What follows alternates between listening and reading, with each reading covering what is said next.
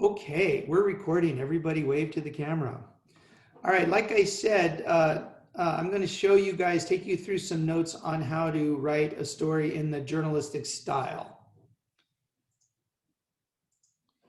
Okay, so if you look at what I have posted today, here's our Zoom link, of course, and here's the notes. So I posted the notes for everybody to look at. So you will have this as a reference.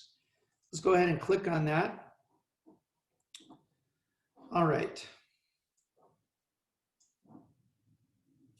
All right, so journalistic style, and this really applies to any type of story that we're going to write in this class, whether it's a news story, whether it's a high interest story, which we call a feature story, or whatever. We're going to use this same style.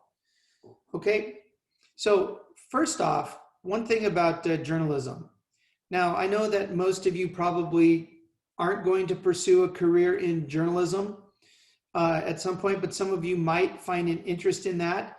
This is also a good style of writing in just, casual, non-academic writing, okay? Now, in school writing, a teacher assigns you a paragraph or an essay, and then you write it for that teacher. You write it, according to the style the teacher tells you to.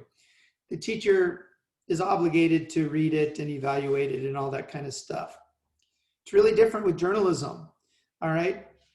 If you're in journalism, whether it's written journalism, print journalism, or even doing like a blog or something like that, or a video log, a vlog, nobody has to read or listen to what you write, right? Nobody's obligated to read it. So the only way you're going to get people interested in reading your material is to make it interesting to them. Okay. All right. So we have what's called the hierarchy of interest. A hierarchy just means that things are ranked from one to whatever, and in order of importance. So what's at top of the hierarchy is of the most importance, going down to the less important things at the lower end of the hierarchy. All right, so the first thing is we have an interesting lead sentence. Okay, now the lead sentence is literally the first sentence of the article. And if that does not capture the reader's attention, chances are they're just going to move on.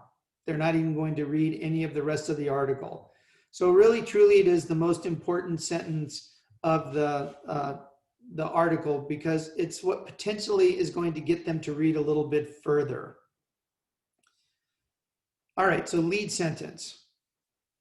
The traditional spelling, just FYI, the traditional spelling of this lead sentence was L-E-D-E.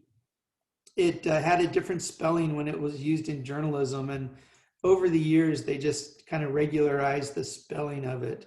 But anyway, the reason I say that is for those of you who are interested in journalism in the future, that's something you should know. Okay. Now, going down the hierarchy of interest. Now, we always speak in terms of the top of the article, the middle of the article versus the bottom of the article. And just think about the days of, when people used to read newspapers. Now, hardly anybody reads newspapers anymore. My dad's one of those guys who still reads a physical newspaper. He's 87 years old. But anyway, the articles would be in these kind of long, narrow columns, right? And so, there's really very much a top to bottom feel to the story, as opposed to a left to right along the page there. So the top of the story, the beginning of the story, that's where you want your most interesting and most relevant information. So what you guys are going to be doing after you've done your research is you're going to go back and look at everything, and you're going to ask yourself, what are the most interesting parts to this? What are the most relevant parts of this to my audience? And those are the things you're going to put in the top of the article. Okay, so you're leading with your strength. Okay. Now, working down the article, you move down to the less interesting or the less relevant information. Now, it doesn't mean uninteresting or irrelevant, okay? If it's uninteresting or irrelevant, you eliminate it. Like not everything you do research on actually makes it into the article. See, it's very different from any kind of school writing or things that you may have done in the past. If your history teacher, for example, assigns you an essay on the causes of World War II, for example, your job in that essay is to show the teacher everything that you know, everything that you remember, and everything that they lectured on, right? And so you find a way to work it into your essay. That's not what you do. This is not about showing what you know. This is about writing something that's interesting and relevant to the lives of your readers. Okay, and what's interesting or relevant is different depending on who your audience is. Okay, so you have to take in mind who's my audience. For your case in this class, it's, you know, other students. It's other people like you who most likely are going to share your same interests and things like that. Okay, so you think what is going to be interesting, relevant, necessary for him to hear or for them to hear. All right, so you put the most relevant stuff first, the less relevant stuff.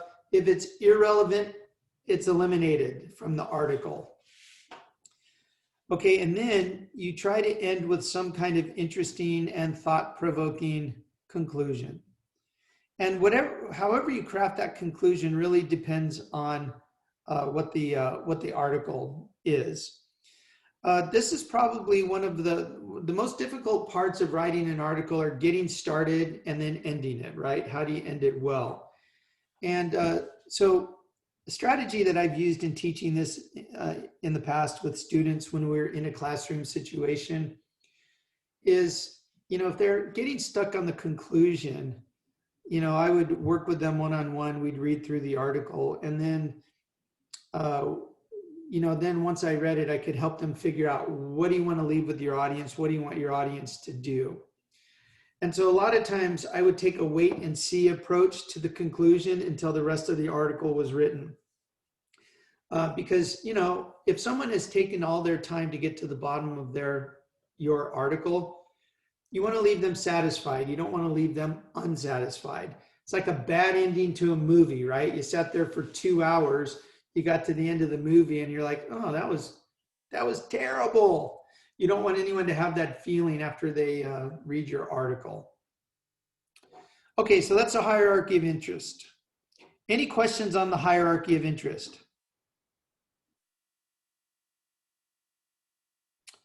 Okay, let's get into some other features here.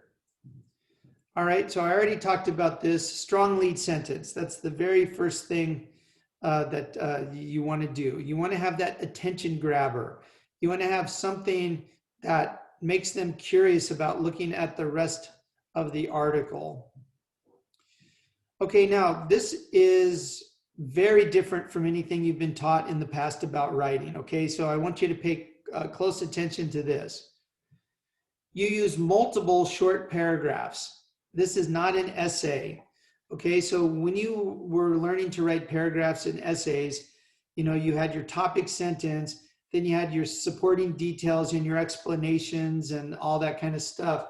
And, you know, in middle school, you might have even gotten a minimum number of sentences that the teacher wanted you to write, whether it was 8 or 10 or whatever it happened to be. So in essay writing, we're working on developing ideas fully, right? So we have longer paragraphs. And if you have really short paragraphs, you'd get a comment that was like, you know, more detail or, you know, something like that. This is really different, okay?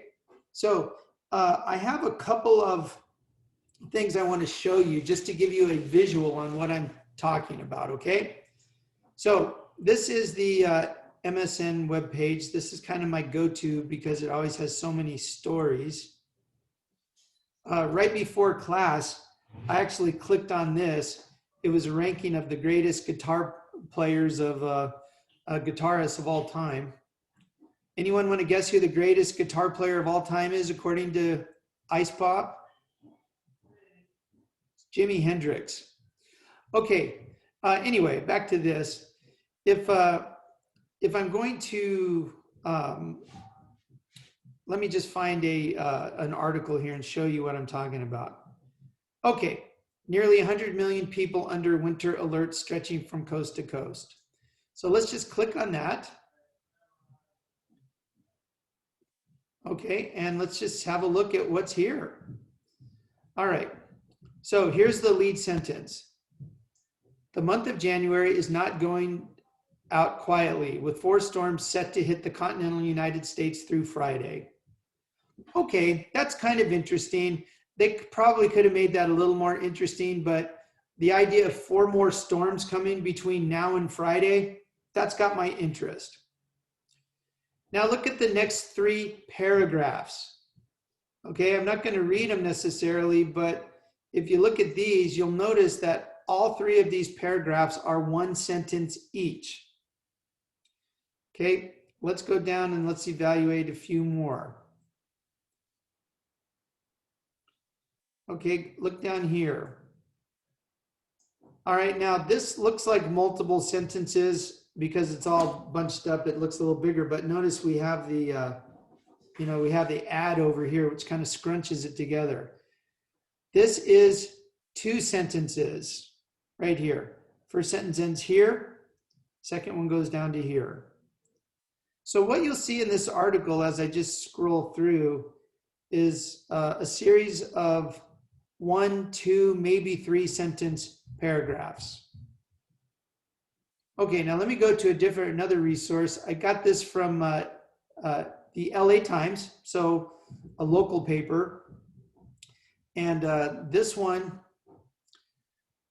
is about with survival at stake, LA restaurants rush to reopen. Pray the roller coaster ride is over. Okay, so I don't know if you guys heard that the governor lifted his statewide shutdown order yesterday, so places can start opening up a little bit more. All right, so let's look at the lead sentence. Few people came to symbolize the frustration, fear, and anger of restaurant owners to the ban on outdoor dining than Angela Martin, owner of Pineapple Hill Saloon and Grill in Sherman Oaks. Okay, we got some high charge words there. You got frustration, fear, anger. Those words are meant to evoke an emotional response from people. And so that's not bad to have in a lead sentence, okay? All right, let's just look at the length of this paragraph. This is just one really long sentence, okay? Let's look here.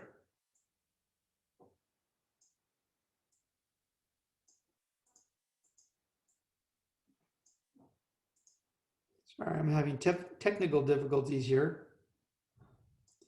Okay, you'll notice here we have 3 sentences. Okay, sentence 1 ends here. That's kind of longish. Sentence 2 is a quote. And then sentence 3, you got these short little sentences. Okay, so just notice the shortness of the sentences. It goes 1, maybe 4 sentences long. All right, so that looks very different than anything you've been taught in the past. But just make sure, strong lead, multiple short paragraphs. Now, even if you have a paragraph that, in a normal academic setting would be a really good paragraph, but it's long and it all goes together, for journalism, we would still break it up into multiple sentences. Like even if structurally it's a long paragraph that makes sense, we would still break it up. And there's one and only one reason why we do that. People's attention span is short. And if you give them too much to read in any one chunk, the chances of them moving away and going to find something else goes up. So we keep it really short. Okay, now we do sources differently than we do in an essay as well. Because like in an essay, you might have a bibliography, you might have little footnotes or whatever. We don't do that in articles. Our sources, we embed them in the sentence. Okay, so let's say you're quoting somebody from the Center for Disease Control. You're writing about COVID virus, right? So you're you're quoting somebody, you would just say, according to Dr. So-and-so from the CDC, and then you give the quote. So you're embedding your source into the paragraph. Okay. Another thing that you do is you try and use a lot of quotes. As a journalist who does research, you're not an expert in the field. Like people who write about coronavirus, they're not experts on coronavirus. Okay, they're just gathering information. And so if you can quote an expert, then that just gives your paper a little bit more authority. All right. And quotes are more interesting to read. They just simply are. So you quote people as much as possible. Okay. And what you really want to do in a story is just tell a story. Tell a story about an event that happened, or tell a story about a phenomenon that's going on. So if you're going to write about coronavirus, you're going to tell the story of what's been going on with coronavirus. Okay. Any questions about those features? Okay, guys. Then there's some other features and directions I want you to be aware of. I want you to write at least 400 words. It's one thing that I've just kind of learned over the years. Around 400 words is like the sweet spot for a story. Okay, if you have too much more than that, it typically gets a little too detailed for what most of our student readers want to do. But if you're way under 400, there's just simply not enough detail. Okay, the way that you can actually figure out the number of words you have is you can do word count. So let me show you how to do that real fast. This is just one of my documents I'm using in another class. Okay, so you just go to Tools. This is a Google Doc. You go to Tools, and then the second one down, it says word count.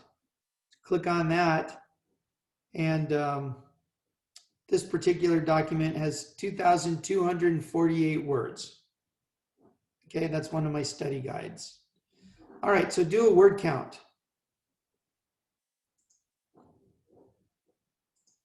Now, FYI, when I'm reading these articles, I don't automatically do a word count. What I do is I read it, and if I find that it seems well researched, it's interesting, and it feels like it's enough, then I don't even worry about it. If it feels like it lacks detail, I'll do a word count just to see how short it is. And then sometimes if people write really detailed articles, I'll be like, holy cow, and I'll do another word count just to see. But if you go for 400 words, that's kind of the sweet spot. Okay, make sure you spell and grammar check documents before you turn them in. Again, just go to Tools, and there's spelling and grammar, and run a spell check. Now, this is a biggie right here. Use real words. Eliminate casual words like wanna or gonna or whatever. In our speaking language, in our texting language, whatever, if you want to use wanna and gonna, that's fine. But when you're writing for school or for work or anything that's important, you want to just eliminate those words from your vocabulary. You don't write wanna, you write want to. You don't write gonna, you write going to. Write them all out. In the past, there have been times when I've told kids, if I see that word, I'm automatically going to give it back to you, and you're going to have to do it again. I probably won't do that on this, but I will mark it down. So make sure you're using real words. Okay, and then last one, everything should be single spaced, and that's different. Some of you know what MLA format is when you turn in documents, and it requires that you do double spacing. We do not do double spacing. We do single spacing, and then you indent all paragraphs. The way you indent is to hit the tab key on your keyboard and then start typing. The reason I insist on this is because when I export articles into the newspaper, this is the only formatting I want. If you double space it, if you indent by just hitting the space bar 5 times, that just is all work that I have to undo before I get it right for the paper. So single space, regular indenting, spell check, do a word check, all that good stuff. Okay, guys, are there any questions on any of that material that I just covered?